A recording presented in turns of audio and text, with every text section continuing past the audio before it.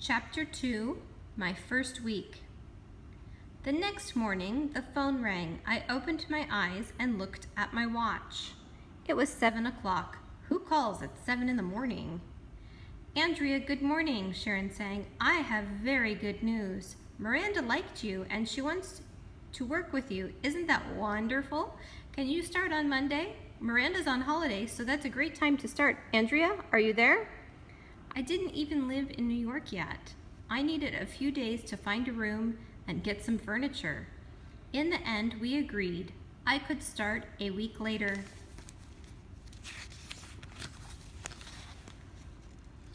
Do you think I was wrong to take the job? I asked my boyfriend Alex.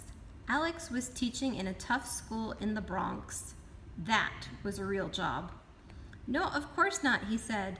If you can work on any magazine after 1 year at Runway, hey, go for it.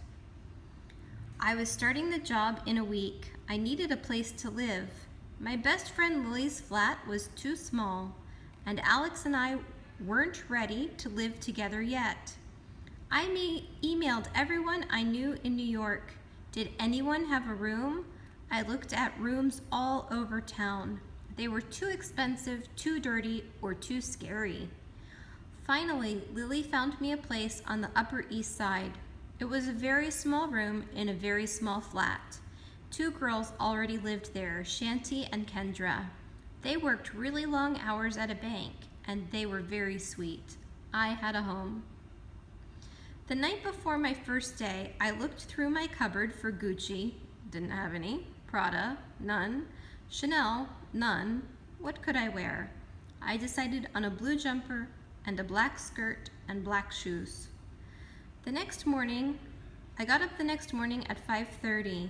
Most of New York was still waking up when I arrived at the Elias Clark building at 7. Hi, I'm Andrea. I'm Miranda Priestley's new assistant, I said to the doorman. His name was Eduardo. Good luck, he laughed. She's a tough woman. I knew a bit about my boss from the internet.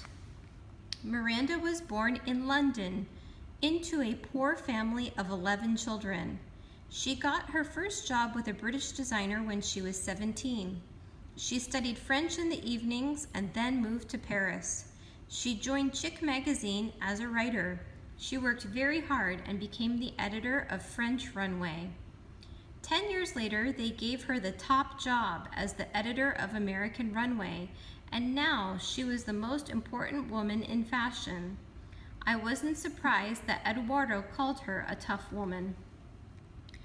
Emily was waiting for me on the runway floor. Hey, welcome, she said, and looked me up and down. Nice shoes.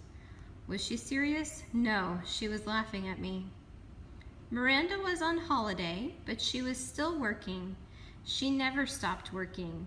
She could phone the office at any time. We had to be ready. I was soon answering the phone and taking messages for Emily.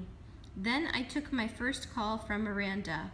Hello, Emily. Is that you? Asked a cold voice. I need a skirt for tomorrow, that's all. Emily, I said in a panic. That was her. She needs a skirt. What kind of skirt? She's in the Caribbean. How do we get it to her?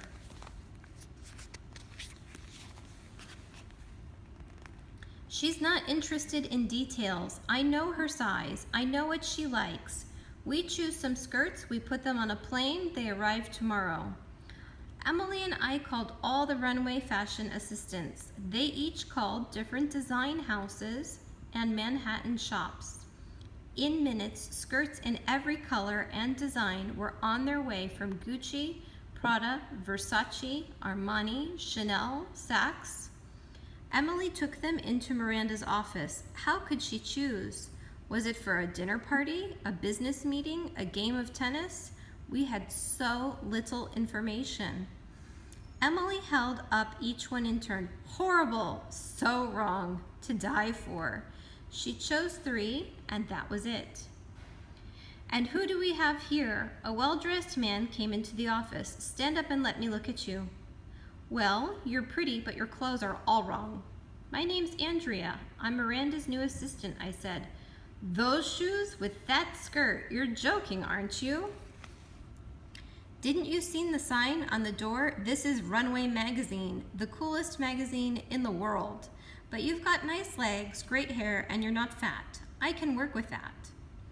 Leave her alone, Nigel, said Emily. It's her first day. He threw up his hands. Welcome to the House of Dreams, he shouted, and left the office.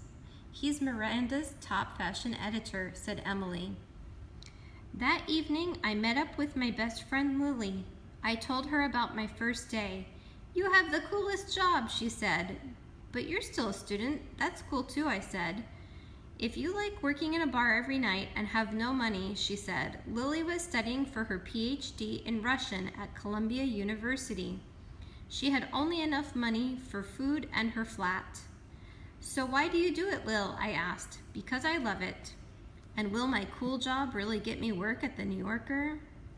By Thursday of my first week, I was really tired.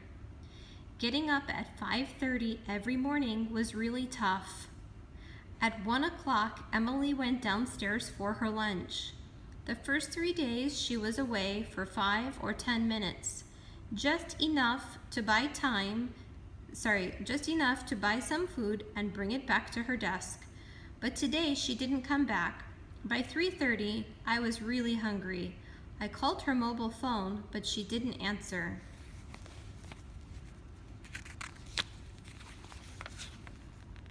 At 4 o'clock came. No Emily, no calls from Miranda. I had to eat. I can leave the office empty for 2 minutes, can't I? I ran down to the dining room. Everyone was at the salad bar, so I headed for the hot food. Not many people buy this food these days, said the girl when I was paying. Do you know how much fat is in that? I took my lunch and ran back to the lift. Where were you? Emily shouted when I arrived at my desk. How could you do this to me? I told you on the first day we never leave Miranda alone. But Miranda's not here, I said. She can phone at any time, and if there's no one to answer, she answered me angrily. 1,000,000 girls would love this job, Andrea. Now, are there any messages? There was a message from Alex about dinner that evening. I knew I was too tired for that. And there was a message from Kara. She looked after Miranda's 2 children. Hi, Andrea, it's Kara. Miranda called. She called the office, but no one is answering. I told her I spoke to you just a minute ago. She wants a copy of Women's Wear. I have a copy here, so I'm sending it to her. Bye. What a wonderful girl. She saved my life. No, I said to Emily, no messages from Miranda. You're lucky this time, she said. This will never happen again, right? Right.